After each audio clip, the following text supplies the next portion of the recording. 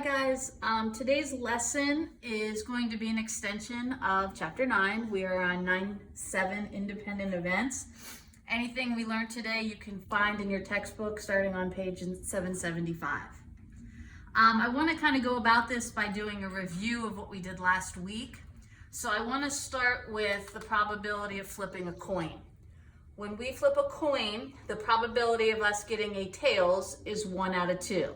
There's 1 tails on 2 sides of a coin, so the fraction's pretty obvious. Then last week we started doing multiple or compound events, and in this case we started flipping 3 coins. And by doing the fundamental counting principle, on each flip we know that there are 2 outcomes that could happen. Heads or tails, heads or tails, heads or tails.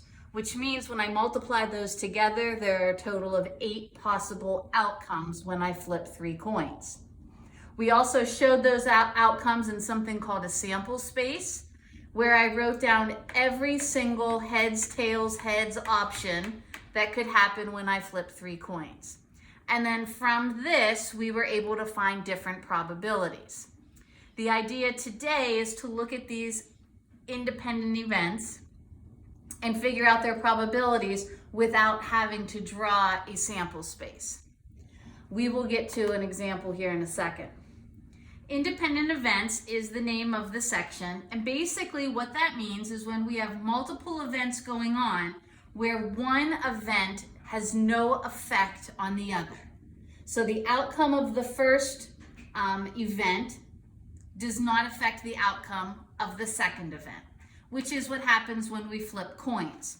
So if I want the probability of flipping heads, then tails, then heads, all I need to do to find the probability of those multiple events is to multiply the probability of each event. So the probability that I flip a heads on my first shot would be 1/2. The probability that I flip tails, 1/2. This tails is not affected by this first flip. They have no impact on one another. The third one is heads, which is again 1/2. And when I multiply these together, 1 times 1 times 1, 2 times 2 times 2, I get a probability of 1/8. If I go back to my sample space, heads, tails, heads does come up 1 time out of the 8 possibilities. So the idea today is that we're going to have multiple events happening, and the idea is to multiply that probability of each event times each other. So my last example is going to be rolling a die and then spinning on my spinner. And I want to find the different probabilities of these things happening. So I'm going to roll a die and then spin this spinner. What is the probability that I roll a 6 and then I get a blue? Well, the probability of me rolling a 6 is 1 out of 6. The chances of that coming up as a 6, we have 1 6 on the die, 6 sides on the die, times the probability of me spinning a blue. Well, I've got 1 blue space and I've got 4 total spaces, which means my probability is 1 out of 24. Second example. The probability that I roll an even number and then I spin and I don't get red.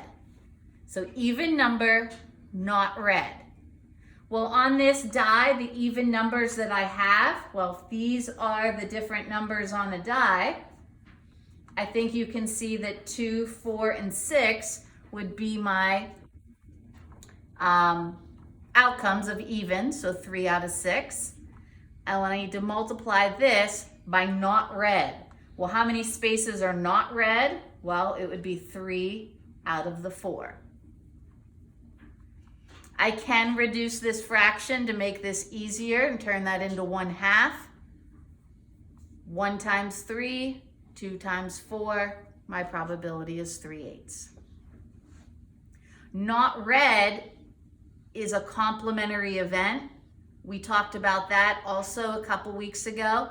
Complementary events is the opposite of something happening. So you can see that word not. All right, the last one, prime number, primary color. So on here, I need the prime numbers. Prime numbers are numbers that are divisible by 1 and itself. So that would give me 2, 3, and 5. Those are my prime numbers. So again, it's 3 out of 6, which reduces down to 1/2. Primary colors, if I'm not mistaken, it's been a while, but I think they're blue, red, and yellow are our primary colors. So I'm looking at blue and red, and that would be 2 out of the 4 spinning spaces here, and 2 out of 4 is again 1/2. So the chances that I roll a prime number and then spin a primary color would be 1/4. So again, one last time, we are multiplying our probabilities together. So every event gets its own probability, and then we just multiply those out. Please feel free to look at page 775 and thereafter for any more examples.